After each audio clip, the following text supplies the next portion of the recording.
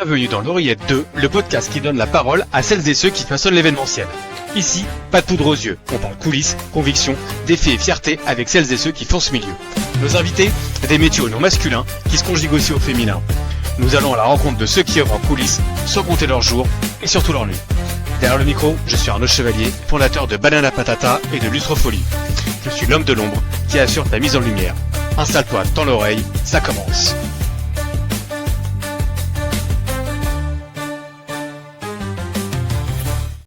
Bonjour à toutes et à tous et bienvenue dans l'Oreillette 2. Ce live enregistré sur LinkedIn est divisé ensuite en podcast audio et vidéo, une émission qui a pour vocation de mettre en avant les personnes de l'ombre du secteur événementiel. Aujourd'hui, nous allons explorer la rencontre essentielle entre création live et valorisation de l'artiste et de l'identité artistique. Notre invité, c'est un consultant événementiel et un metteur en scène de spectacles vivants. Il a su transformer une difficulté courante du secteur en une solution. Il a passé 9 ans en tant que concepteur-rédacteur en agence publicitaire et pendant 3 ans, il a passé son temps à filmer et à photographier les plus grandes battles de danse. Il a identifié un stress, celui de devoir parier sur le professionnalisme du danseur ou de stresser le jour J à propos de la logistique. Afin que ces situations soient de l'histoire ancienne, il a donc créé un système qui va convenir à la fois aux décideurs et aux artistes. Un système qui permet à des agences comme Auditoire, Havas, Double2 de se concentrer sur tous les autres paramètres de leur événement en leur enlevant cette charge. Ainsi, en 48 heures, une sélection de shows de danse pertinents, de budget et de disponibilité peut être délivrée par notre invité. Mais au-delà de la performance événementielle pour les marques comme Vogue, Mercedes, Red Bull ou L'Oréal, son engagement est fondamentalement tourné vers l'artiste. Il va défendre une idée, celle que le succès ne se mesure pas au nombre de followers parce qu'il recherche une identité artistique à part entière. Ce petit truc imperceptible chez les danseurs, il est convaincu qu'affirmer son identité artistique permet de ne plus être remplaçable. Alors son rôle, c'est quoi? C'est de marier des marques avec des danseurs en s'appuyant sur une base de plus de 1000 personnes en Europe. Faire venir un danseur 10 heures avant sa prestation et lui permettre de se changer entre deux flycases, ce n'est pas ce qui aide un danseur à être en forme. Et donc, du coup, il va les accompagner pour valoriser leur métier. Il souhaite ainsi proposer aux artistes des projets qui leur rendent service et qui leur rendent hommage. Nous allons donc découvrir comment ce consultant événementiel et metteur en scène concilie performance pour les marques et respect profond pour le talent. On va accueillir Johan Ancel. Johan, bonjour, comment tu vas? Hello Arnaud, ça va très bien, très très bien. Merci pour l'invitation. Et je te parle depuis l'Espagne là. J'ai posé mes valises depuis un mois à Valence, pour un mois plutôt à Valence. Donc tu es la première personne à qui je parle depuis que j'ai mis les pieds en Espagne. Eh bien alors, Viva España et on va parler d'AI Production en particulier et ma première question, elle va d'abord être, est-ce que tu pourrais me définir en 3 phrases, qu'est-ce que c'est AI Production?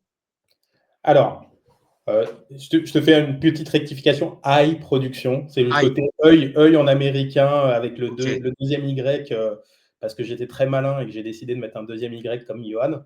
OK, Mais donc voilà, Eye production. En fait, comment définir? On est le partenaire des marques et des agences événementielles qui veulent mettre de la danse et des danseurs dans leur communication événementielle et audiovisuelle.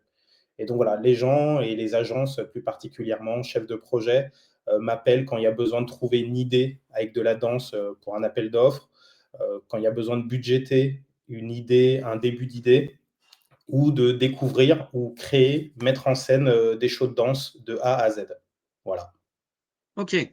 Bon, créer des shows et autres, c'est pas tous les jours simple, dans notre préparation, tu m'as parlé de situations un peu stressantes. On doit aussi parier, sur le professionnalisme. Alors là, on parle des danseurs et des danseuses, mais en fait, ça peut s'appliquer à tout le scope artistique. On a besoin de les relancer pour avoir des infos, connaître leurs besoins, penser à la logistique du jour J. Bref, tout ça, c'est un métier à part entière, c'est un système que toi, tu as créé pour que les agences, elles n'aient plus à se préoccuper de ça, qu'elles puissent vraiment se concentrer. Alors, j'ai 2 questions. Comment tu as ressenti ce besoin et pourquoi tu as décidé d'y apporter une réponse? Alors, comment je l'ai ressenti? C'est en discutant avec les deux interlocuteurs, finalement, le côté agence et le côté danseur. Et quand j'ai commencé à échanger avec des chefs de projet, des dires conseils, j'entendais souvent revenir un peu cette musique de ah, les danseurs sont un peu des divas, c'est compliqué de les gérer. La dernière fois, ils sont arrivés en retard, je ne savais pas où ils étaient, j'étais en stress. Donc d'un côté, j'avais ça, et de l'autre côté, j'avais des danseurs qui me disaient: «Ah non, l'événementiel, ça manque un peu de créativité, non, c'est pas mon truc, je préfère, d'autres types de projets». Donc voilà, d'un côté, les danseurs ne trouvaient pas l'excitation, de l'autre côté, j'entendais que, leur professionnalisme n'était pas, vérifié, n'était pas, était une rumeur, en tout cas leur manque de professionnalisme, était une rumeur un peu lancinante dans le milieu. Donc je me suis dit, moi je connais les danseurs, je connais aussi le boulot des agences, la créativité qu'on peut avoir sur certains projets événementiels. J'ai vu passer des très beaux projets. Et donc je me suis dit, j'ai quelque chose à faire là-dedans, j'ai une place à trouver parce que j'avais ce travail avec les marques que j'avais mis en place, que j'ai développé depuis 2008 en agence publicitaire. Donc comprendre les marques, comprendre les briefs, et donc, arriver à transformer ça en quelque chose de créatif. À l'époque, c'était des films. Et j'avais aussi la connaissance, des danseurs, avec qui je travaillais depuis 2013. Voilà, et que j'ai D'accord. photographié, et filmé dans des, battles de danse, notamment. Alors justement, j'ai parlé en introduction du fait que tu avais filmé des battles et autres. Toi, tu as quoi comme rapport, avec la danse? Est-ce que d'abord tu es un ancien danseur? On est tous, danseurs, j'ai envie de te dire. Jusqu'à ce que, le regard des autres, nous paralyse, mais sinon on l'est tous. Mais si ta question c'est: «Est-ce que je suis un ancien danseur professionnel?» Pas du tout. J'ai, mis le pied, dans la danse et la danse professionnelle à travers la photo et la vidéo. Donc, je suis un amoureux de la danse, je fais partie toujours, des derniers sur la piste, mais je ne peux pas dire que j'ai le niveau des gens avec qui je collabore. Donc, OK. dès que j'ai mis un pied dans la danse, j'ai senti que j'aurais pas le talent pour être face à la caméra, et donc moi, j'ai décidé d'être derrière la caméra avec mon appareil photo, mes caméras, et ainsi de suite. Donc c'est comme ça que j'ai plongé, là-dedans, et que je me suis dit, le jour où j'ai mis le pied à la Bellevilloise sur un battle de danse, j'ai eu un coup de cœur et je me suis dit que je lâcherais pas cette passion et que je trouverais ma place là-dedans. J'ai envie de OK. dire, finalement, mon objectif, c'est d'être la personne la plus utile à la danse sans être danseur. Voilà. Tu as un style de danse perso que tu aimes bien? Parce que tu as fait pas mal de quand on va sur une de tes chaînes YouTube, là notamment, on peut voir pas mal de prises de vue de break. Tu es plus branché breakdance ou tu es un peu, danse latine ou classique salon, est-ce que Oh tu as là une là, préférence perso? il y a tous les styles me parlent. Il y a des styles, avec lesquels j'ai pas encore eu le temps, de me familiariser, de travailler, mais je respecte, tous les styles. J'ai commencé notamment avec les danses, hip-hop, dont le breakdance, fait partie. Mais, danse électro, ça me parle aussi beaucoup, contemporain. Il y a Chaque danse a ses codes, a ses avantages. Il faut juste, trouver dans chacune, la magie. Voilà, j'ai mon petit fait pour la danse hip-hop, pour les danses hip-hop, et le crump, aussi, par exemple. Mmh. Ouais, ça Mais, fait OK.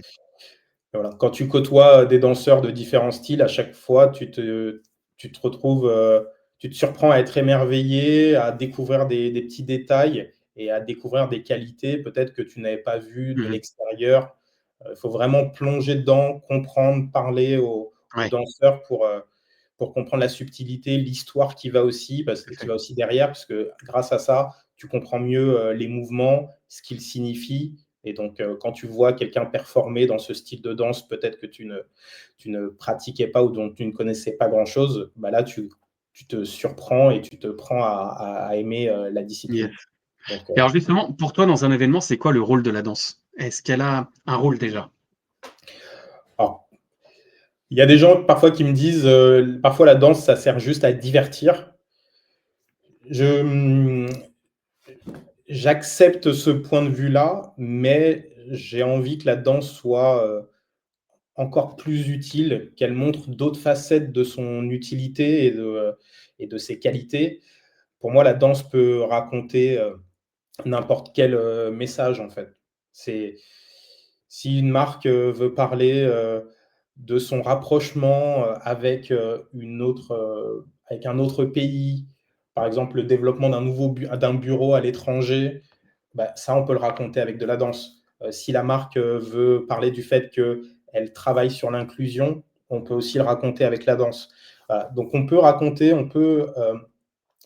au lieu de le faire avec des PowerPoint et des prises de parole peut-être de 5-10 minutes, peut-être qu'avec un show de danse bien pensé et bien travaillé, en 3 minutes, on fait passer cette émotion, on fait comprendre aux gens. Voilà. Et le choix de la danse peut aussi déjà être un choix et peut déjà être une prise, euh, une prise de parole, peut déjà être vraiment ouais, un Ouais. choix à part entière, raconter un message rien qu'en choisissant le style de danse qu'on met Alors en. justement, par rapport à ça, dans tes communications, tu promets de livrer en 48 heures une sélection de shows, du budget, voir un peu les disponibilités des artistes. Hem, Par rapport à cette thématique, j'ai plusieurs questions à te poser. La première, c'est comment tu organises cette rapidité de réponse? Comment tu vas arriver à gérer justement cette perception du coût réel? Parce que là, tu vois, on vient de parler de messages ou autre, ça veut dire qu'il faut quand même imaginer, préparer, mettre en place, répéter. Comment tu arrives à estimer tout ça et donc comment tu arrives à être rapide dans ta réponse? Alors, il y a beaucoup d'humains et après, c'est des outils que tout le monde connaît de toute façon. Pour le côté humain, si tu me parles de la rapidité de réponse, quelles sont les idées, les shows qui collent avec le projet dont on me parle, ça va être fait assez rapidement parce que dans nos têtes, ça va assez vite parce que je suis pas tout seul. J'ai quelqu'un avec moi au casting et à la sélection des shows. Mais quand on a des mots-clés, on a des phrases qui ressortent, dans nos têtes, ça fait très vite tilt. OK, bon, vu que c'est cette marque, vu que c'est le message qu'ils ont envie de faire passer, vu qu'ils ont envie de parler de lumière, ils ont envie de parler de physicalité, du fait que Mmh. ce soit impressionnant, prise de risque, et ben, tout de suite, ça, dans nos têtes, ça fait tilt et on se dit: «Ah bah, il y a ce show de, untel, il y a ce show, tout nouveau que personne n'a vu, qui est en préparation et dont on a reçu les premières images et qu'on va pouvoir proposer à quelqu'un. Il y a ce show qui cartonne en Italie. Eh ben, on va soit faire venir les Italiens, soit s'inspirer un peu. Voilà. Donc ça va, finalement, c'est les synapses qui connectent. Et donc là, ça peut aller assez vite. Et ensuite, en termes d'outils, on révolutionne pas grand-chose, hein. C'est un fichier Excel avec plus de 1000 danseurs. On a ensuite un principe de Canva qu'on met à jour en fonction de chaque brief, en hébergeant des vidéos dessus pour que les gens se projettent. OK. Et après, sur le budget, bah, il y a toujours un peu de travail. Si j'ai tous les éléments, si on a tous les éléments, on peut, dans les 48 heures, faire vraiment un retour budget avec chaque ligne, chaque poste précisé. S'il manque des éléments, bah, on fait un budget, un estimatif. Et puis, et puis c'est pour ça que oui, OK. en 72 heures, comme je dis toujours, après, si vous me l'envoyez un jeudi, vous m'envoyez la demande de brief le jeudi, vous ne l'aurez pas le samedi, mais Mmh. vous l'aurez le lundi matin. Voilà. Yes. Alors Yoann, est-ce que tu peux nous dire un petit peu tu es qui? Quel a été ton parcours jusqu'à aujourd'hui? Ah bah, j'ai donné déjà quelques petits indices. Mais, Exactement. donc, j'ai commencé en tant que concepteur-rédacteur en agence publicitaire. J'étais chez Young Rubicam. Bon, pour la publicité, c'est l'agence qui avait inspiré Bec BD dans 99 francs. Je ne l'ai Est-ce pas croisé, qu'on ce cher Bec BD, je ne l'ai pas croisé, c'est arrivé une dizaine d'années après. Mais est-ce voilà, qu'on te c'était cette doit des agence-là. est-ce qu'on te doit des spots qui nous vrillent le cerveau? Qui nous restent en tête en termes de chansons ou pas? Non, je suis pas sûr. Non? C'était pas une époque où il y avait ce travail des jingles. Ouais, Si Jules va bien, si Jules va mine. Voilà, exactement, ouais. c'était pas cette époque-là. Euh, OK. donc ouais, j'ai pu quand même travailler sur des beaux projets, des belles campagnes pour Volvic, la Française des Jeux. J'ai fait aussi un peu de Danone et c'est ce qui m'a un peu Mmh. euh, donné envie de prendre la porte de sortie. Mais D'accord. voilà, donc j'ai travaillé 9 ans en agence publicitaire. Je trouvais des idées de films pour les marques à partir d'un brief. Et ensuite, bah, sur les dernières années, donc je dois parler là d'à peu près de 2013 à 2017, Je reviens d'un voyage en Chine et je reviens avec un appareil photo et je décide de l'utiliser. Et le premier endroit où je décide de l'utiliser, c'est justement à la Bellevilloise dans un battle de danse. Et à partir de ce moment-là, je sais que c'est ça que je voudrais photographier, filmer, mettre en place. Et je fais ça pendant 4 ans en parallèle. Donc je crée mon auto-entreprise qui s'appelait qui avait mon nom, mais qui s'appelait à l'époque High Production. Je crée mon auto-entreprise en 2014-2015 et je fais en parallèle mon boulot en agence publicitaire et ce que je fais avec la danse. Et puis un jour, je décide de sauter le pas et je rejoins mon ancien associé dans une structure qui s'appelle Redis Dancing. Et à deux, on parcourt le monde pour faire des vidéos avec des danseurs, des vidéos pour des marques, type Red Bull notamment, pour les hôtels Ibis aussi. Donc les marques qui voulaient communiquer en vidéo avec de la danse nous appelaient pour trouver l'idée, produire, tourner, voilà, et arriver jusqu'au rendu final. Donc voilà, c'est ce que j'ai fait, ce 2014-2017 en parallèle. Ensuite, je me jette dans le bain et 2023, j'arrête l'aventure avec mon associé pour vraiment me concentrer sur l'événementiel. Et c'est là où je prends beaucoup plus la parole sur les réseaux sociaux, sur LinkedIn, et que je parle d'événementiel, de danseurs, et que je mets à profit le carnet d'adresses que j'avais commencé à constituer depuis 2013. Je le partage maintenant et je l'utilise pour nos projets événementiels et voilà, pour faire de beaux Ouais. projets, raconter des choses avec de la danse, ramener du spectacle, ramener aussi de la créativité ou en tout cas des concepts, Mmh. raconter quelque chose, trouver des idées, essayer de trouver les idées justes, c'est ça. Yes, et tu cumules du coup une expérience aussi, du coup en agence, du contact avec les annonceurs et cetera, ce qui fait que tu arrives, du coup aujourd'hui, je comprends mieux, maintenant, ton organisation et ta méthode, derrière puisqu'elle s'appuie aussi sur toute une expérience. Tu as parlé de LinkedIn. LinkedIn justement, ça va être, le point central de la chronique de Benoît. Donc merci pour la transition. Benoît qui nous a enregistré une vidéo, ce qui n'était pas disponible aujourd'hui et il était dans un cadre, comme toi. Toi, tu es à Valence en Espagne. Lui était dans un cadre, fort agréable. On va l'écouter tout de suite Benoît.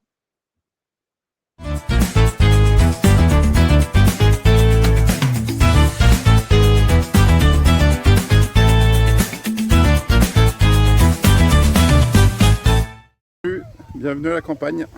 Alors aujourd'hui je ne pouvais pas être directement avec vous, mais je suis ravi que ce soit Johan qui soit là. Et comme c'est Johan, j'avais envie de parler d'un sujet qui nous tient à cœur à au moins 4 d'entre nous, à savoir Ophélie, toi Arnaud et toi Johan, c'est-à-dire LinkedIn, et notamment la grande tendance de LinkedIn sur les conversations. Et en fait, ce sujet de conversation, il est essentiel. C'est un des leviers très fort et très puissant qu'on peut retrouver sur LinkedIn, mais en fait c'est aussi un levier très fort et très puissant qu'on peut retrouver sur nos événements. Et on doit, à mon sens, essayer d'en avoir un peu plus, faire en sorte qu'on soit moins dans le descendant, qu'on soit moins dans de la prise de parole d'armes, mais qu'on arrive à trouver des espaces d'échange, de partage. Et quelque part, ce que Johan peut proposer est un bon élément pour ça, à savoir la danse, parce que ça va faire parler. Ça va mettre en lumière. Je vous donne un exemple. Il y a quelques semaines, j'ai proposé à un client de mettre un piano. Juste un piano sur scène, et c'est tout. C'est mon seul décor. Et avec ce piano, j'ai un intervenant.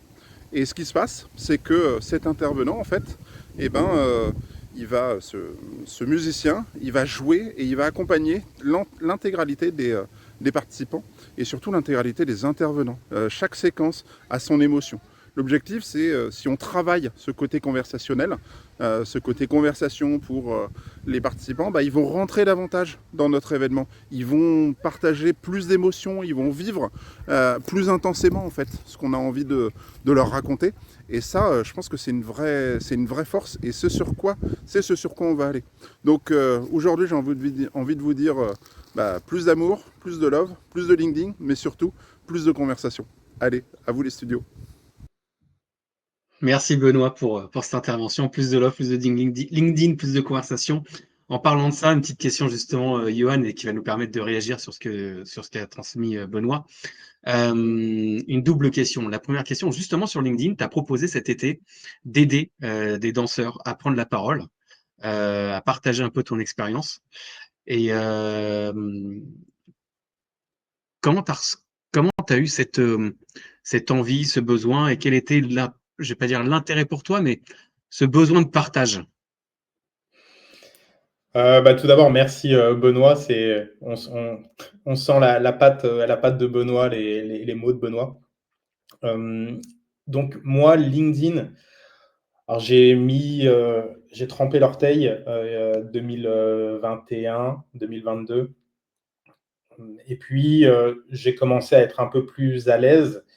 Mais au-delà d'être à l'aise, c'était aussi parce que c'était mon seul moyen pour faire connaître ma boîte et tout simplement donc la faire vivre, la faire connaître, la développer.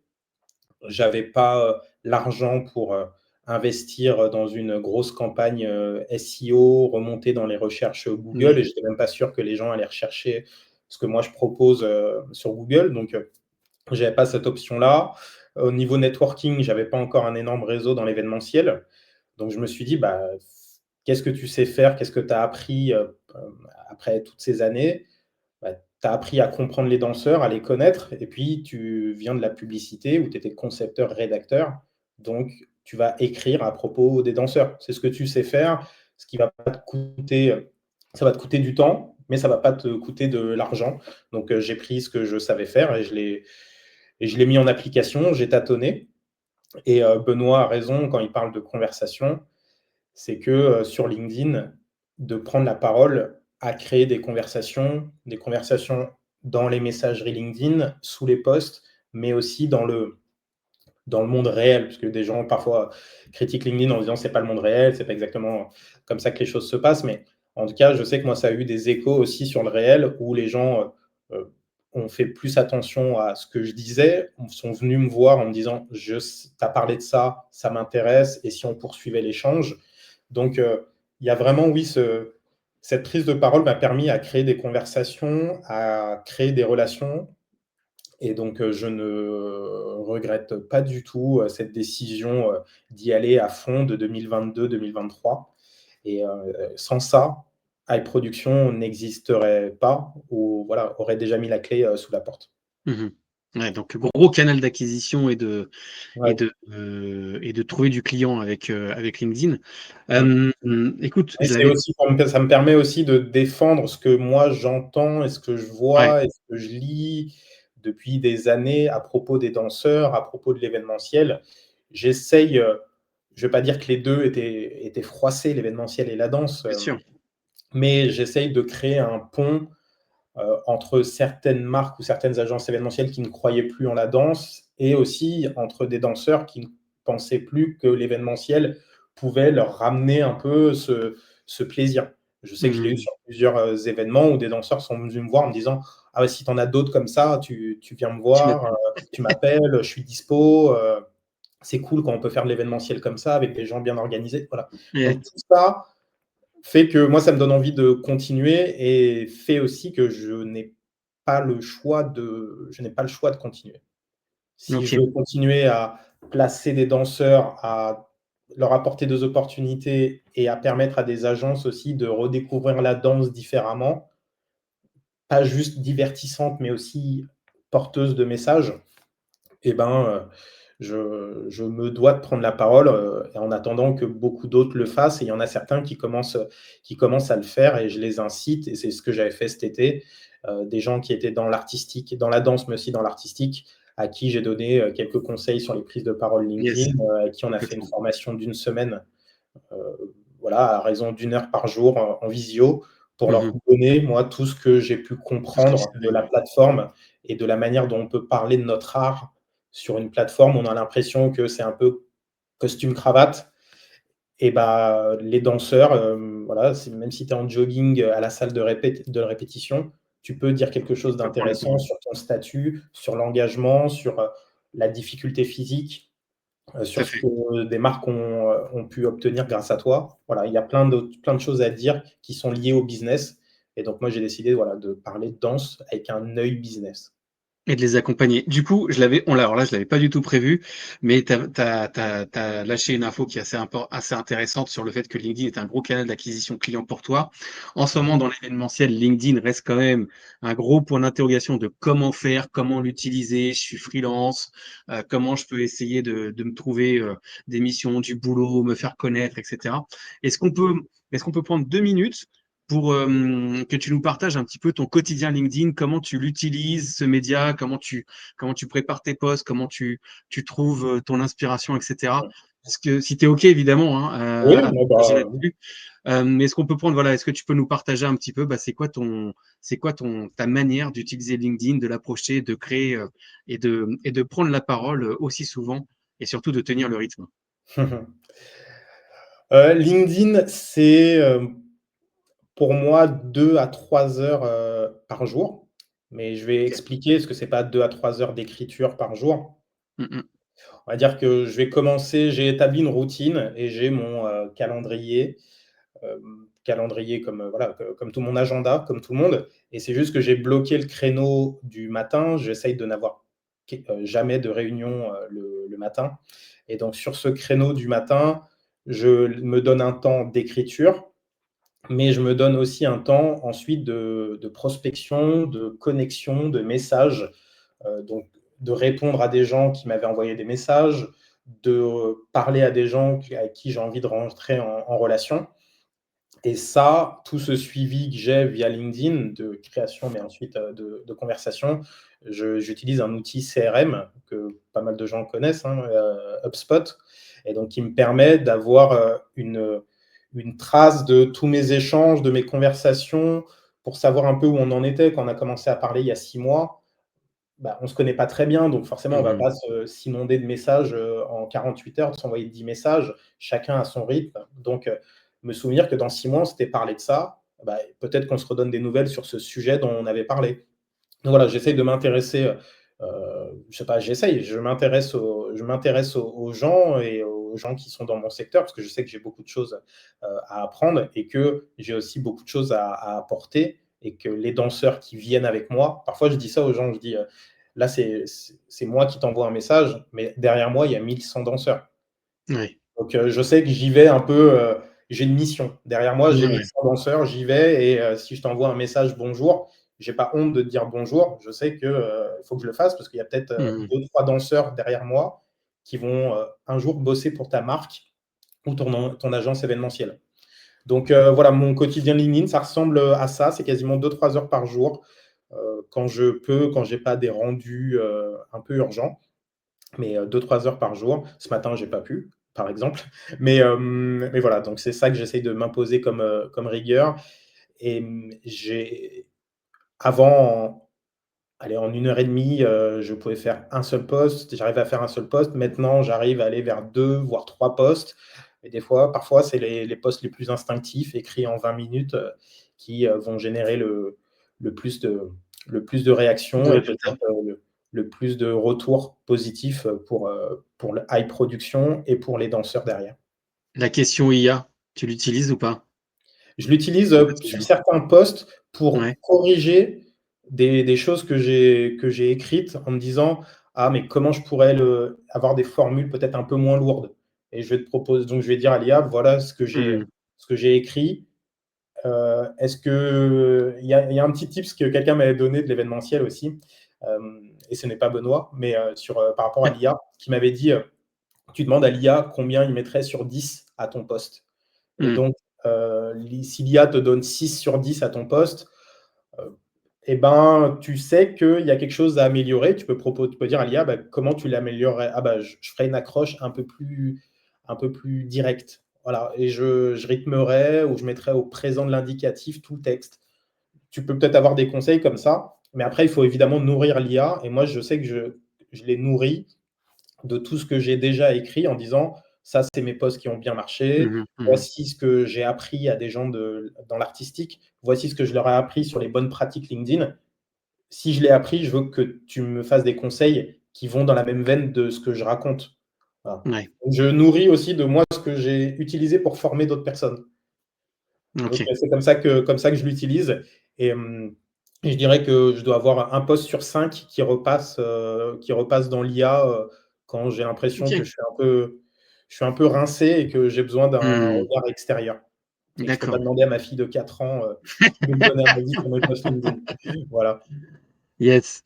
Bon, bah, du coup, on avait aussi parlé de moi. Merci de ce partage sur LinkedIn. On a aussi parlé tout à l'heure de ton processus de création, de comment tu fais qu'en fonction des briefs que tu reçois par rapport à ta veille, par rapport au fait d'avoir une base de données, de savoir un petit peu ce qui se passe. On est dans un domaine où on peut avoir des injonctions, des attentes, spécifiques. Est-ce que tu as des non négociables dans ta manière de travailler?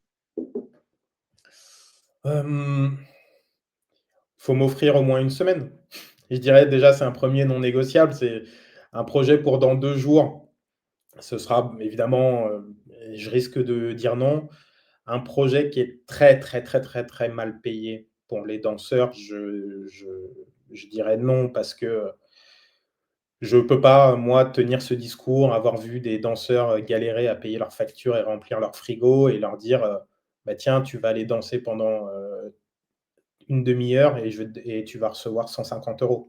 Mmh. C'est pas possible. Je sais ce que ça demande, je sais voilà, les sacrifices.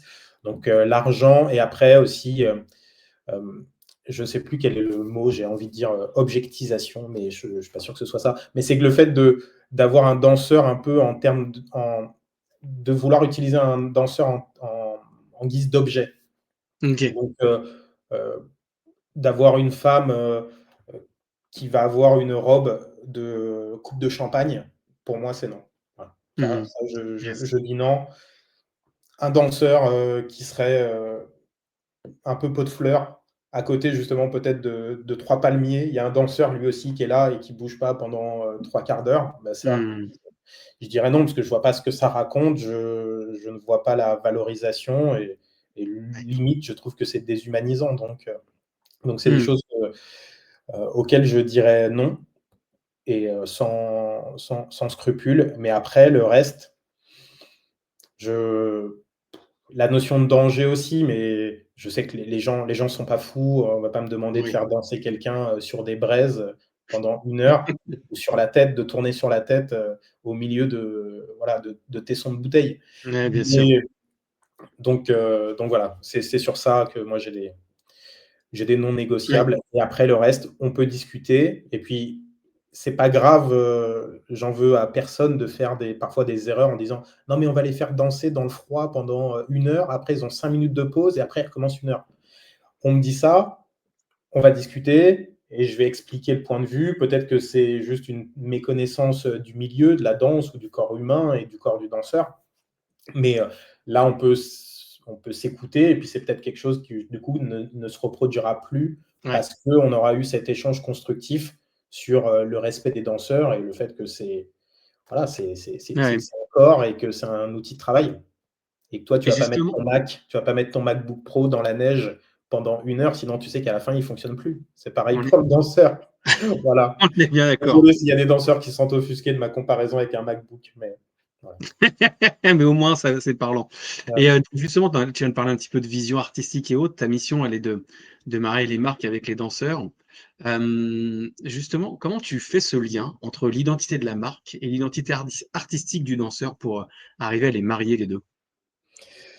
Ah bah, c'est pour être un bon entremetteur, tu dois connaître, très bien les deux personnes que tu veux marier et donc ouais, c'est principe d'agence matrimoniale. Tu connais bien, tu poses des questions, à l'un et l'autre et en fonction de ça, tu dis: «Ah mais attends, ils ont 4 ou 5 points communs, cette marque dans son histoire, je sais pas, Heu, la Belgique a été importante dans son histoire. Elle nous raconte ça sur, la prise de risque.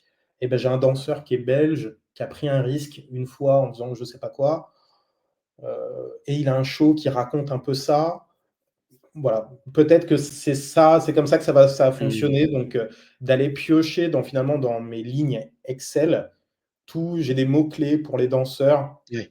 j'ai des notes qui me permettent de savoir lui, il a fait ça, il a fait ce projet, il a grandi dans tel pays. Et donc, par exemple, là, j'ai eu, il n'y a pas longtemps avec l'agence Double 2, notamment pour Airbus, Air Côte d'Ivoire, là, c'était vraiment explicitement demandé que le danseur soit ivoirien. Et là, ce n'était pas juste un danseur d'origine ivoirienne, c'était un danseur d'Abidjan, né à Abidjan, qui était arrivé il y a 2 ans en France. Et donc, c'était une belle histoire de se dire, bah, il a pris cet avion, il a pris cette ligne pour venir ici, pour, voilà, parce qu'il croyait en Paris. Et donc, c'était une connexion Paris-Abidjan qui était évidente pour moi. Et donc, c'est pour ça que c'est comme ça qu'on crée ces mariages. Voilà. Je vais même aller plus loin et on fait pareil une pause là. Cette prestation, elle avait même une autre valeur que ça pour toi. Oui, oui, parce que mon père, malgré une relation compliquée, mais mon père a travaillé à Toulouse chez Dassault. Et donc, quand j'ai été appelé par l'agence Double 2, bah, j'ai envie de dire heureusement que c'était un coup de téléphone et que c'était pas visio, parce que ça se voyait sur ma tête que bah, j'allais sûrement dire oui, quoi qu'il arrive. Voilà. Ah Donc, ouais? j'ai dit oui, mais les conditions étaient bonnes, le respect était là, la Ouais. créativité, ce qui était proposé, ce qu'avec les premières idées de l'agence étaient top. Donc, merci Quentin, merci Meryl Betts, Ouais, aussi. exactement. Voilà. Donc, Et puis, c'est cool d'avoir des idées, déjà des bribes d'idées, mais qui te poussent et qui te donnent envie de faire plus. Et oui, moi, par chance, là, ça résonnait avec une histoire familiale. Donc, je suis content, la boucle est bouclée. l'écrin du Business Center Airbus est parfait justement en plus pour faire la danse, Ouais, pour amener cette partie artistique. ouais. J'ai eu l'occasion de le visiter bah, justement en travaillant avec Double 2 sur un projet pour Airbus aussi. Et c'est vrai que tout le cadre te permettait d'exprimer quelque chose Non, assez, puis ça te plonge. assez fort. Oui, bien sûr. Puis Mhm. tu arrives sur le tarmac, tu vois des avions à gauche, à Mhm. droite, bah, tu es dans le personnage, tu es tout de suite dans, voilà, tu as envie de bien faire parce que tu sais que des occasions comme ça se reproduira pas, voilà, tous les 4 matins. Ouais, exactement. En parlant d'occasion, j'aimerais aller sur un terrain qui est un petit peu parfois polémique. J'aimerais qu'on parle un peu des enjeux d'inclusion, d'égalité sur justement pas que dans le secteur de la danse, hein, mais vraiment on peut inclure le secteur de la danse, mais dans le secteur événementiel. Est-ce que toi, tu as une perception là-dessus? Bah, de toute façon, moi, je parlerai en mon nom et Bien à sûr. propos plutôt de la danse que les autres arts que je maîtrise moins, les autres arts qui animent les événements. Mais en termes d'inclusion, je sais qu'avec les JO, il y a eu un grand pas fait. Il y a des talents, des talents qui soit à mobilité réduite ou de différentes origines ou d'orientation sexuelle, de genre. Tout ça a été mis en avant et des barrières sont tombées au moment des JO. Et aujourd'hui, je sens que ce n'est plus. En tout cas, ça a débloqué quelque chose et que c'est pas un problème. Moi, je D'accord. sais qu'on me pose pas la question, on me demande pas: «Est-ce que cette personne a un handicap ou pas?» En fait, dans les 2 sens, c'est-à-dire que c'est plus un sujet, mais quand je dis: «C'est plus un sujet», c'est de manière positive. C'est-à-dire que si je dois mettre quelqu'un en situation de handicap dans une création, je le ferai. Et je pense que je ne préciserai même pas à l'agence: «La personne dont je vous parle est sourde ou malentendante». Mmh. Ou cette personne fait partie de la communauté LGBT, QIA+. Je n'en Ouais. parlerai même pas. C'est pas un sujet. Et si jamais j'ai une marque qui me fait la remarque en me disant: «Ah, bah, je pense que la collaboration s'arrête là». Après, il faut voir d'un Mmh. point de vue contractuel comment ça se passe. Bien Mais, sûr. mais voilà. Donc, la danse, si on est dans la danse, on ne peut pas avoir, selon moi, des des positions, qui ne sont pas vers l'ouverture aux Ouais. autres. Ouais. On pense avec tout le monde, on danse avec tout le monde. Et voilà, Et c'est justement, dans cette danse avec tout le monde, tu as partagé il y a pas longtemps sur LinkedIn une vidéo alors, le nom du metteur en scène m'a échappé, je crois que c'était pour Drake, où il y avait justement un mélange de danseurs valides et de personnes en situation de handicap. C'était une chorégraphie C'était pas assez. pour Drake, c'était comment s'appelle le projet? C'était avec un danseur bien connu qui s'appelle Philippe Jbib et Mackenzie Dustman. Et donc ça, c'était pour mettre en avant une association. Et donc il y avait différentes personnes valides ou en situation de handicap. Et donc oui, c'était une très belle vidéo. Et donc moi, j'aime partager ce genre de vidéo pour montrer qu'on peut tout faire et qu'on peut, comme je disais tout à l'heure, la danse peut tout raconter. Donc, rien qu'avec le casting, on peut déjà poser le décor et dire voilà ce que je Exactement. raconte, voici mon parti pris, voici ce que je défends. Voilà, rien Yes. qu'en mettant ça. Et donc, c'est pour ça que c'est important d'avoir dans la danse et dans l'événementiel de la diversité de corps aussi sur scène pour montrer ce qu'il est possible de faire et puis qu'on est une marque engagée ou qui a Exactement. conscience des enjeux sociétaux et qui s'inclut là-dedans et qui ne Mmh, fait mmh, pas mmh. comme à l'ancienne. euh, voilà. Parce qu'il existe encore des clichés du bar sur la Côte d'Azur où les danseuses doivent avoir telle mensuration, il ne faut pas que ça Ouais, bouge. Mais j'ai l'impression que ça existe moins dans l'événementiel corporate ou grand public. exactement. Donc, profitons-en et allons encore un peu plus loin. Ouais. Tout à l'heure, tu parlais, un des retours que tu avais eu, c'était, les agences ont pu te dire: «Ah bah tiens, j'ai eu tel danseur, c'était une diva». J'aimerais te poser cette question que je trouve très pertinente. Comment tu gères les caractères et les égos? Mais pour le coup, de chaque côté, parce qu'on pourrait tout de suite penser que ma question est orientée vers les danseurs, danseuses, mais pas forcément. Comment gérer les égos? Bah déjà, c'est la société. Il y aura toujours des gens avec trop d'ego. Ça existe, il y en a partout, dans tous les corps de métier. Et donc, si c'est vraiment réel qu'un danseur a trop d'ego, un ego mal placé, bah, c'est pas quelqu'un peut-être avec qui je vais accepter de travailler, puisque c'est pas quelqu'un qui sera sensible à la critique constructive. Mmh. Donc ça aussi, c'est le fait de connaître les personnes avec qui on travaille et d'avoir eu peut-être par le passé des mauvaises expériences, d'avoir appris et de se dire, bon, bah, cette personne-là, pour ce genre de projet, ça ne colle pas, Mmh. mais lui, ça colle. Et donc, c'est erreur et répéter Mmh. et corriger, qui fait qu'après, on comprend avec qui on peut travailler, puis on comprend aussi que parfois certaines personnes ont, un peu comme des traumas, ont eu des projets où le respect n'était pas là et donc qui travaillent avec une sorte de retenue ou avec une carapace. Et donc tout ça, ça se gère, ça se débloque en montrant qu'on comprend ce dont on parle, qu'on a le vocabulaire. Et je pense que c'est ce qui souvent met les danseurs dans une position pas de diva, mais de défensif et peut-être voilà, de création de distance. C'est quand ils sentent que de toute façon, la personne qui est en face d'eux n'a pas les codes, ne comprend pas ce qu'il leur a, mais essaye quand même de faire semblant. Mmh. Ça, c'est Ouais. toujours un peu compliqué pour les danseurs. J'ai eu voilà, pas forcément dans l'événementiel, mais en vidéo. Je vais par exemple, un danseur qui s'est retrouvé sur un plateau, mais c'est un danseur porteur d'un handicap. Et le réalisateur est venu le voir en lui disant: «Ah, mais ça va aujourd'hui, mais j'ai l'impression que tu as quelque chose à la jambe.» Mais en fait, il est né comme ça, il a toujours dansé comme ça, mais le réalisateur ne le savait pas et a mis les pieds Mmh. dans le plat D'accord. le jour J. Donc, ça, tout de suite, ça crée une distance. Ok, donc Mmh. tu ne me connais pas, tu ne connais pas mon art. Donc, tout ça, c'est des choses Ouais. sur lesquelles il faut être vigilant. Et après, les égos des agences ou des gens dans les agences, pour l'instant, je vois qu'il y a des gens qui ont plus de connaissances et de maîtrise de l'art et des références culturelles liées à la danse, mais ça n'a jamais été fait de manière maladroite. Bon.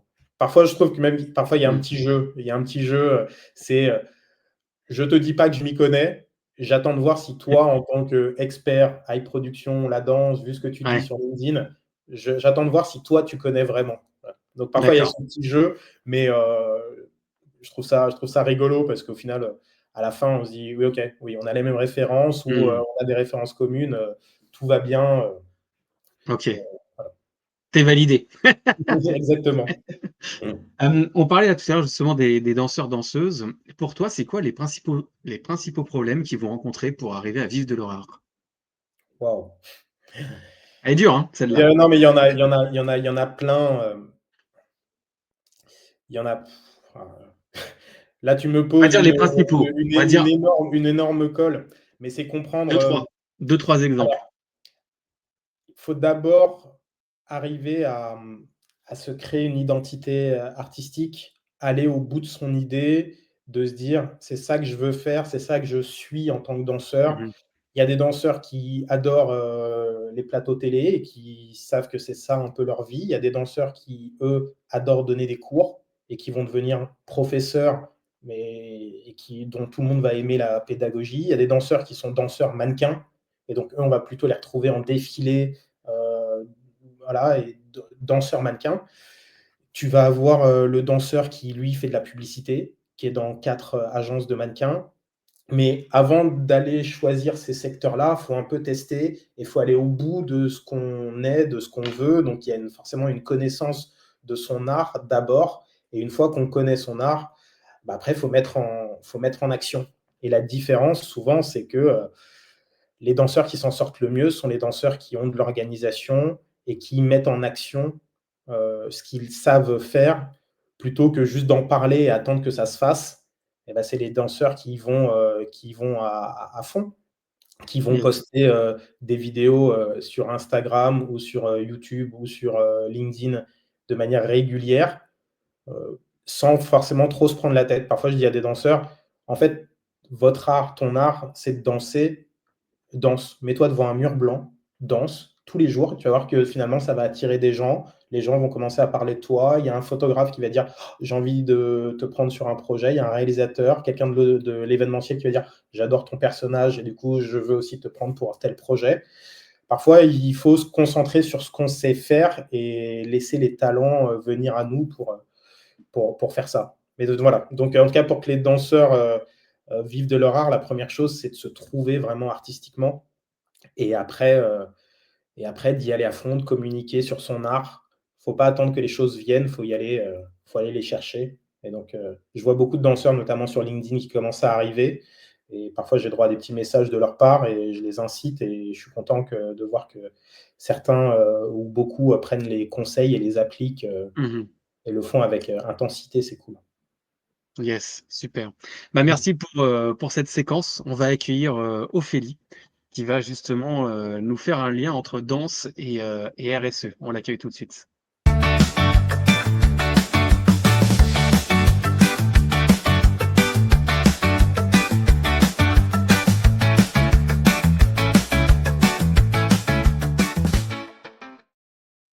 Salut Ophélie!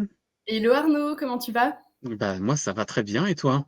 Ça va super aussi, au top, génial. Bon, Je suis merci ravie de ta d'être ici, présence. sur, cet épisode, avec Johan, aussi, donc trop cool. Bah, carrément et puis en plus, je crois que tu as quelque chose, entre la danse et la RSE, à nous partager. On est à ton écoute. Carrément. Bah, j'avais vraiment envie de faire une chronique qui soit, en effet sur la RSE, donc mon sujet, mais aussi sur ce que Johan fait et cetera, parce que j'ai regardé pas mal des shows de danse qu'il met en scène, soit lui, soit qui sont partagés par lui sur LinkedIn et cetera, et vraiment Mmh. toutes ces vidéos, elles me touchent à chaque fois. Parce que je trouve que la danse a vraiment cette capacité qui est rare de dire l'indicible. On n'a pas besoin de mots, on n'a pas besoin de traduire, on ressent, on est happé, et dans l'événementiel, c'est vraiment une chose qu'on cherche toujours à provoquer, l'émotion, et la danse, pour ça, c'est une force incroyable. Parce que en fait, ça crée ce moment qui est suspendu, le moment où tout le monde retient son souffle, et où ensemble, on se sent relié. Aujourd'hui, on parle beaucoup de rendre nos événements plus durables, et souvent, ça passe par des choix qui sont techniques, la logistique, les transports, l'énergie, le tri des déchets, pas mal de sujets dont on a déjà parlé ensemble, et tout ça, évidemment, c'est essentiel. Mais il existe aussi d'autres leviers, c'est l'artistique. Des choix qui sont créatifs, qui participent eux aussi à la transition, et pour moi, la danse, ça en fait partie. Parce qu'un show de danse, c'est avant tout de l'énergie humaine. Pas besoin de décors démesurés, d'artifices bruyants ou polluants. Moins de matière, plus de vivant. Et ça, c'est déjà une démarche durable. Parce que sobriété, ça ne veut pas dire austérité. Sobriété, ça peut aussi vouloir dire intensité. Et la danse, c'est un langage qui est universel. Elle traverse les cultures, les générations, les frontières. Elle ne demande pas de traduction. Elle peut inclure des danseurs et des danseuses en situation de handicap. Elle peut se ressentir sans entendre la musique, par les vibrations, par la vue, par le rythme des corps. Elle ouvre un espace d'accessibilité qui est encore rare dans l'événementiel. Et puis la danse, c'est profondément social. Chaque style raconte une histoire, une identité, une communauté. Hip-hop, afro, contemporain. En intégrant ces danses dans nos événements, on valorise des cultures, on les rend visibles, on leur donne une place. Et ce qui est beau, c'est que Yohan, lui, il n'a pas besoin de se demander comment rendre ça durable ou inclusif. Il le met directement en mouvement et son geste artistique, il devient déjà un acte de RSE. Alors oui, quand on pense événementiel et RSE, on imagine des poubelles de tri, des bilans carbone, des plans de mobilité, et c'est nécessaire, complètement. Mais on oublie parfois que l'art, lui aussi, peut être ce levier de transition. Parce que la danse, c'en est la preuve. On peut être un événement durable, inclusif, accessible et profondément marquant. Parce qu'un décor, on peut l'oublier, mais un mouvement de corps, une énergie partagée, un ressenti, un moment, ça reste gravé. Alors la prochaine fois que vous voulez concevoir un événement, posez-vous cette question. Et si pour toucher vos publics, vous laissiez la place à la danse? Ah, pas mal cette chronique aujourd'hui, Ophélie. Merci beaucoup pour ce partage. Donc, du coup, la danse est beaucoup plus RSE qu'un plan de mobilité. Alors, plus, je Non, dirais pas, mais je- c'est une façon différente de le faire aussi. exactement. Je vais faire venir Johan. En tout cas, merci pour ce temps de partage. Johan, bah, nous revoilà tous les trois. Merci Ophélie, c'était top. Ok. Avec plaisir. Et je crois qu'Ophélie, elle a une petite question pour toi, Johan. Complètement. Je viens de dire que la danse, ça pouvait être un acte de RSE en soi. Et du coup, toi qui la mets en scène, est-ce que tu le ressens aussi comme ça et comment est-ce que tu l'interpréterais? Je suis d'accord avec tous les points que tu as partagés. Je suis d'accord sur le fait que oui, la danse peut être durable parce que l'émotion dure et qu'on n'a pas besoin d'avoir beaucoup d'artifices pour justement avoir un souvenir profond et durable. Et donc, c'est ça aussi la durabilité pour moi. Et investir aussi sur des humains, pour moi, il y a quelque chose de cyclique. C'est-à-dire que d'investir sur de l'humain pour créer une émotion, eh ben, c'est quelque chose qui dure. C'est de l'argent aussi qui est pour moi bien utilisé et qui est réemployé à quelque chose de juste qui est l'art. Donc, je trouve que ça marche très bien de ce point de vue-là. Et il y a aussi quelque chose parfois de très tangible, c'est les danseurs locaux, de prendre sur un événement qui a lieu à Lyon, de prendre plutôt des danseurs de Lyon ou peut-être des environs. C'est aussi une démarche pour moi RSE, privilégier le train plutôt que d'autres moyens de transport pour aller sur un événement. Pareil, c'est RSE. Donc, on a aussi vraiment nos actions concrètes, mais sur les actions plus psychologiques, on va dire. En tout cas, je suis d'accord avec toi que durable, c'est aussi par l'art et par l'émotion laissée. Eh ben, vas-y, Ophélie, je t'en prie. Non, j'allais dire, carrément trop cool. J'aime bien ce que tu rajoutes aussi avec la façon dont vous concevez, etc., la façon de faire les événements et qu'il y a sur le moment T, mais il y a aussi le fait de sourcer localement, les trajets, etc. Ça encourage encore plus ce que je veux transmettre, donc c'est parfait. Ce que tu mettais en avant. Ophélie, Merci pour la chronique encore, Ophélie. Je vais m'avancer, je vais peut-être dire une bêtise, mais alors, si jamais tu me dis qu'Ophélie, tu n'as jamais pris de cours de danse et que tu n'aimes pas la danse, je ne te crois pas. Non, mais j'adore la danse. Okay. d'accord. Ça se J'adore la sent. danse. Ouais, non, mais carrément. Et pour être tout à fait honnête, moi, j'ai commencé à faire de l'événementiel pour mettre l'art, la culture et l'événementiel au service de la transition écologique et humaine. Donc, en fait, c'est mon sujet. L'art et la RSE, c'est...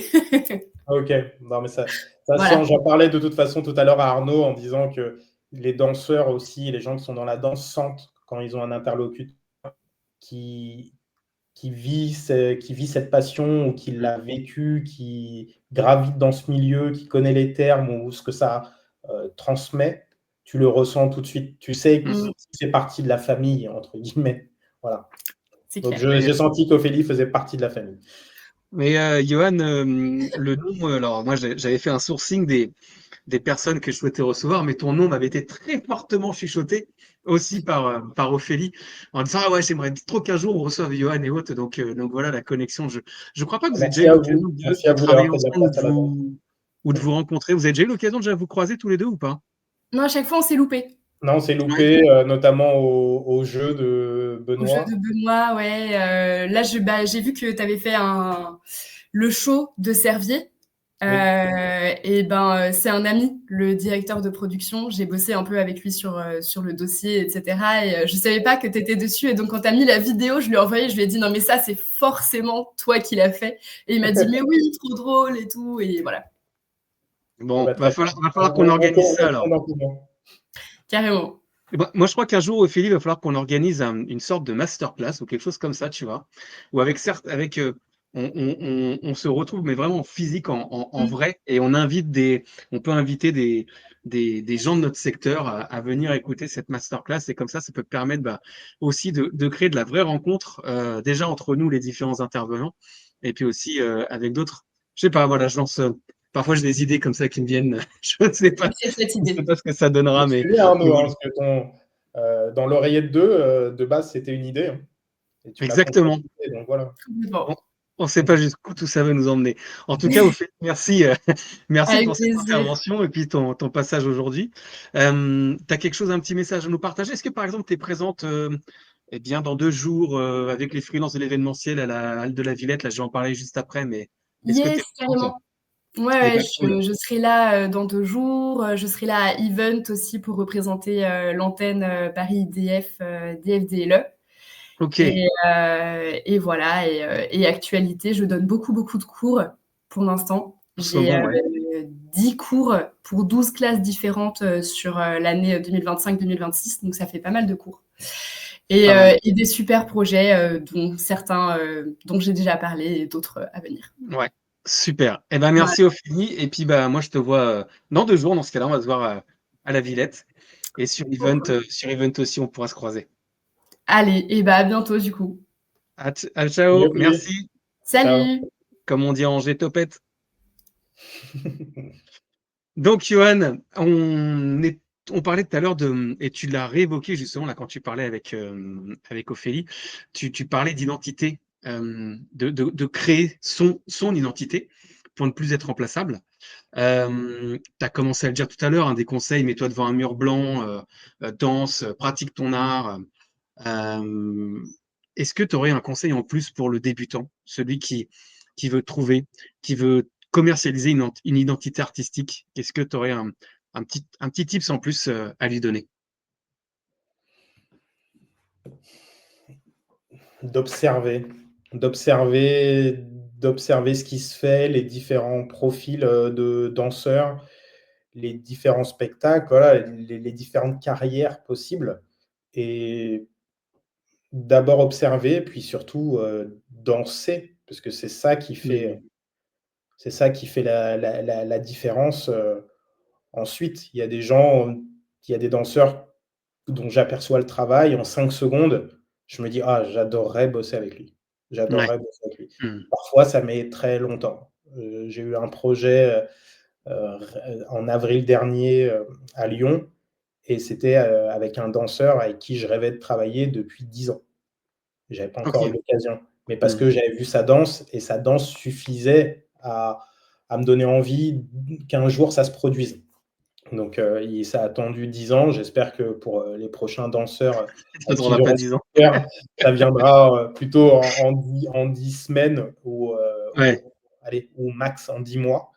Mais oui, ça marche surtout par là, parce que par l'émotion qu'un danseur crée quand il foule un sol, une scène. Et donc, c'est pour ça que c'est le conseil que je donne Mmh. avant aux gens. Et, euh, et Cette oui, émotion, de elle me pas permet s'enfermer de pas s'enfermer quelque part, de laisser les options ouvertes au début, de regarder un peu tout, de tester. Voilà.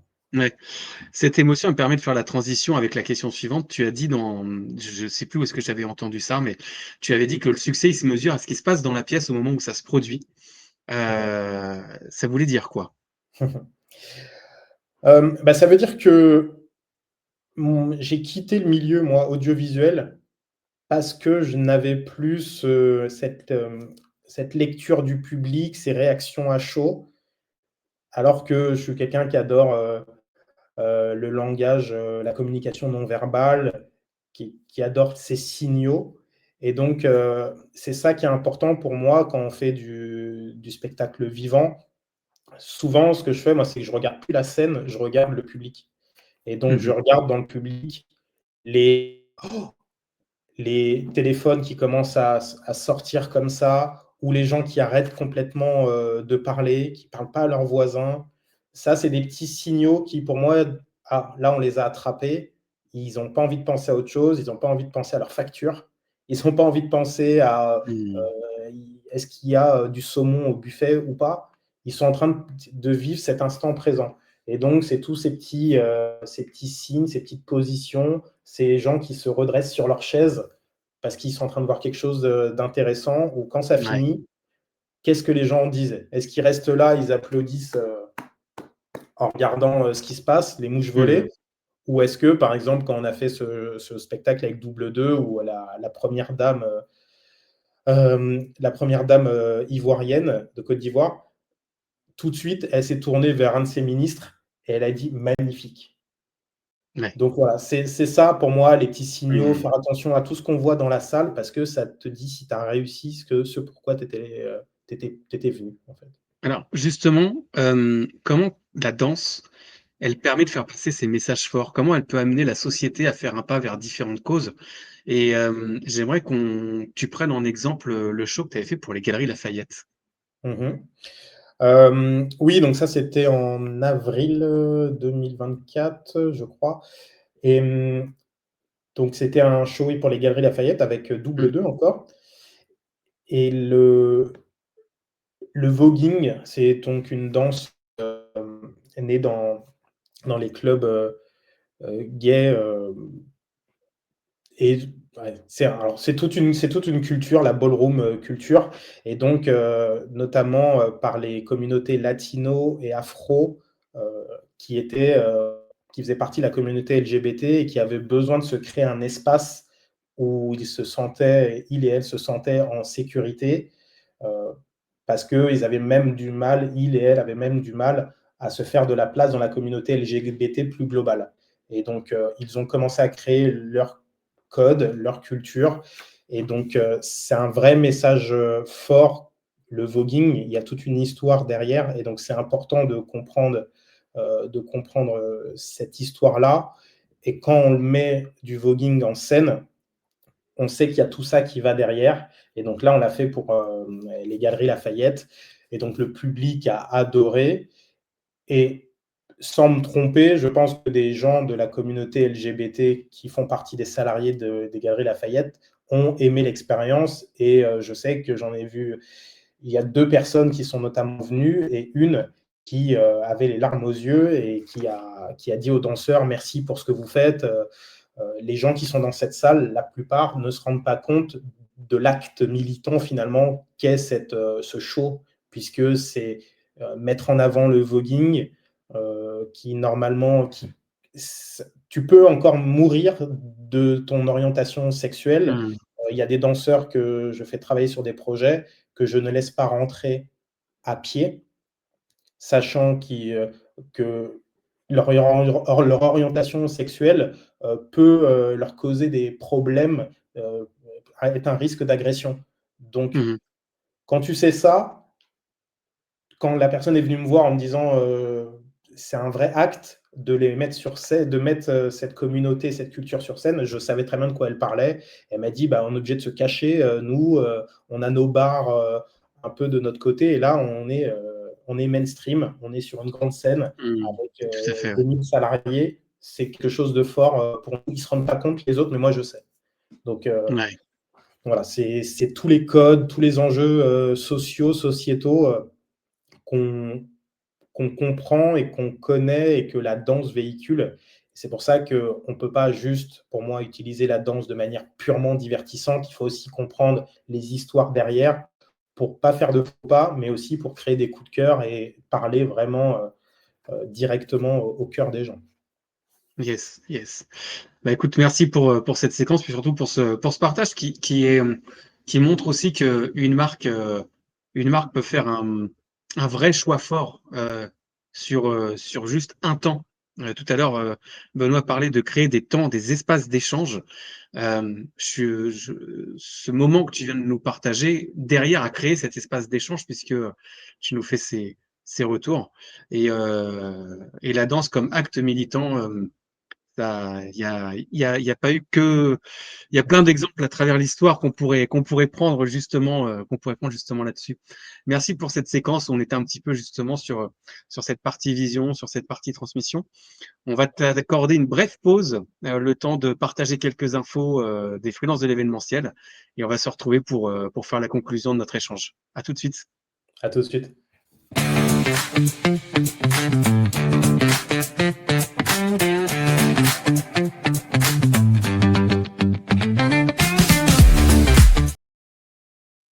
Et aujourd'hui, c'est moi qui vais faire l'actualité pour les freelances de l'événementiel pour vous partager seulement une date et un moment.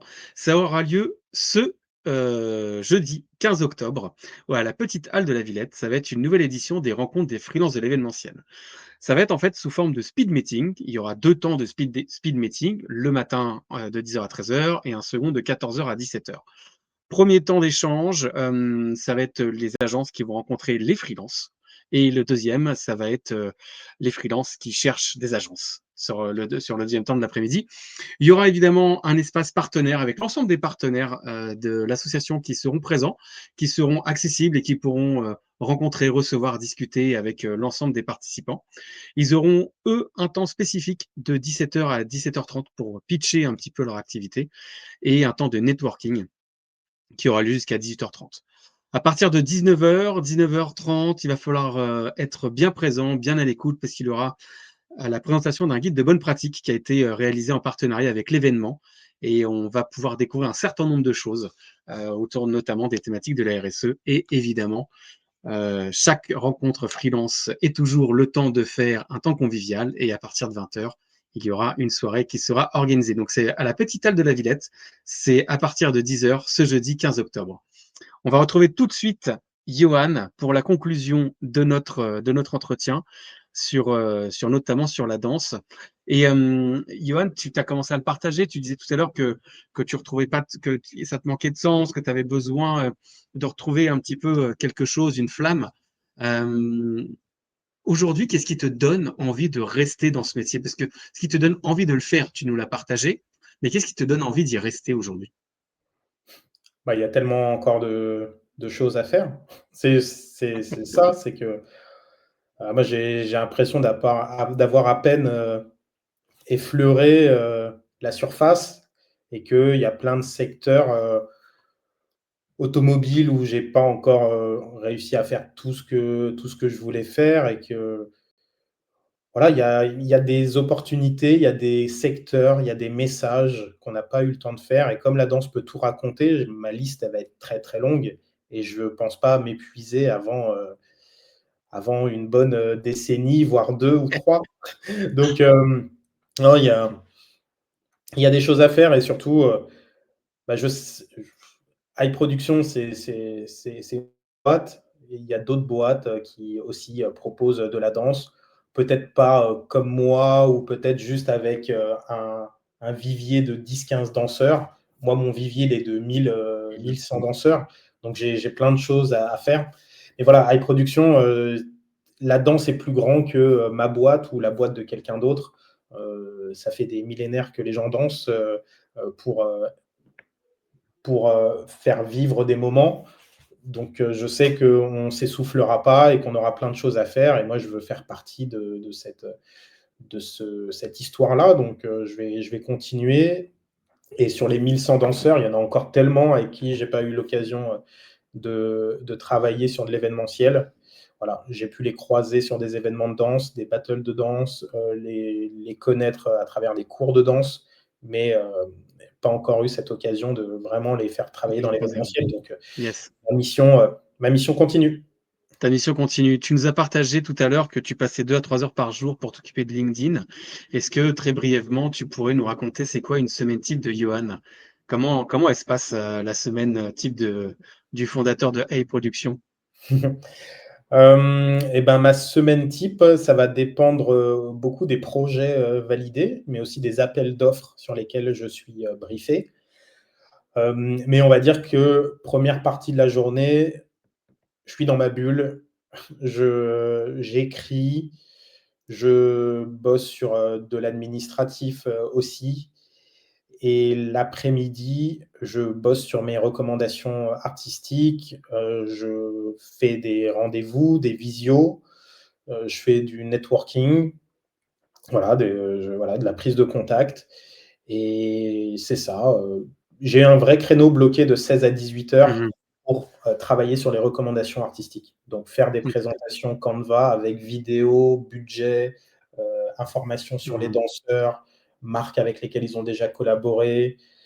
Donc, ça, pour que mes partenaires, les agences qui me font confiance, les chefs de projet qui me questionnent, aient un document facile, clé en main, voilà, ou qui puisse consolider pour une reco. Voilà. Donc c'est ça. Ma semaine, mes jours ressemblent quasiment tous à ça. Et je ne sais même pas si je devrais le dire, le mercredi, je ne bosse quasiment pas. Je suis un peu sur mon C'est téléphone pareil.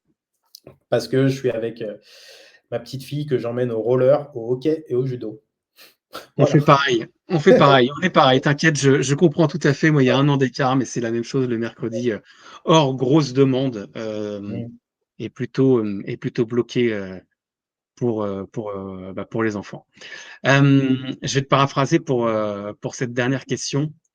La danse, tu l'as dit, elle permet de revenir à l'instant humain, à se reconnecter, à apporter de la poésie qui peut faire vendre. Est-ce que tu as un message que tu voudrais faire passer à la filière événementielle autour de ces mots? Bah, impliquez-nous, c'est-à-dire impliquer la danse, les danseurs, les metteurs en scène, les gens qui font du conseil événementiel artistique, directeur artistique, incluez-nous dans votre démarche, dans votre recherche créative. Je, voilà, on est là pour ça aussi, pour nourrir d'idées, pour qu'à la fin, l'événement gagne en impact. Donc vraiment, c'est ça que je passerai comme message. Nous mettez pas juste en bout de chaîne en Mmh. disant bon, j'ai 1500 euros, j'ai un petit trou dans l'emploi du temps d'animation entre 21h30 et 22h. Fais-nous un truc génial. Voilà. Bip bip. N'attendez pas la toute fin pour nous Ouais. embarquer. C'est tellement mieux qu'on soit un peu en amont, comme ça. Ça peut permettre à ce que la danse soit plus forte, passe un meilleur message, qu'elle crée plus de conversations. Et si jamais c'est aussi le but, qu'elle fasse mieux vendre une image de marque, Mmh. vendre un produit, vendre une vision. Voilà, ça peut fonctionner, surtout si on est impliqué et qu'on est un peu on travaille main dans la main sur l'idée, sur le concept. Voilà, moi j'adore Yes. le concept, je viens de la pub, donc faut pas chercher très loin. J'étais concepteur, rédacteur, donc aujourd'hui j'ai encore ça dans mon ADN. J'écris et j'aime quand on parle de concept et parler de concept avec les gens. Mmh. Eh ben merci, merci Johan. Nous arrivons à la fin de notre échange. Merci pour tout ce que tu nous as partagé, puisque tu as été à l'écoute de toutes les parties prenantes, les agences, les danseurs, danseuses, pour apporter des solutions à chacun. La danse, elle est porteuse de messages. Elle a un médium puissant parce qu'elle permet de revenir à l'instant humain. Elle apporte justement cette fameuse poésie qui peut faire vendre. Et tu nous as partagé que pour toi, le meilleur indicateur, ça va être l'intensité des applaudissements, les remerciements, l'attitude et les autres mots chaleureux que le public peut te confier quand tu les croises après la prestation. Tu as aussi parlé de ton engagement pour que les danseurs affirment leur identité artistique et qu'ils connaissent leurs valeurs financières pour qu'ils puissent porter leur message. Et ce message, c'est il faut être soi-même pour ne plus être remplaçable. Merci pour ta présence. Merci Arnaud, merci à tous. Merci à tous ceux qui vont au bout. Yes, merci pour ces partages, pour cette énergie et puis merci à vous qui nous avez écoutés, regardez. N'hésitez pas à commenter, à partager, à nous faire part de vos retours, de vos idées, des souhaits d'invités.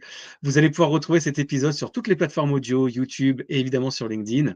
Et puis moi, je vais vous dire à dans 15 jours pour un nouvel épisode dans l'oreillette de notre prochain invité. Merci, au revoir. Un immense merci à notre invité pour son partage d'expérience et sa vision ainsi qu'à nos chroniqueurs. Un immense merci à toi aussi d'avoir écouté Dans l'oreillette 2, le podcast qui explore les coulisses humaines, techniques et créatives de l'événementiel. Dans l'oreillette 2 est produit par Banana Patata, service de régie générale, de topage et de production pour vos événements.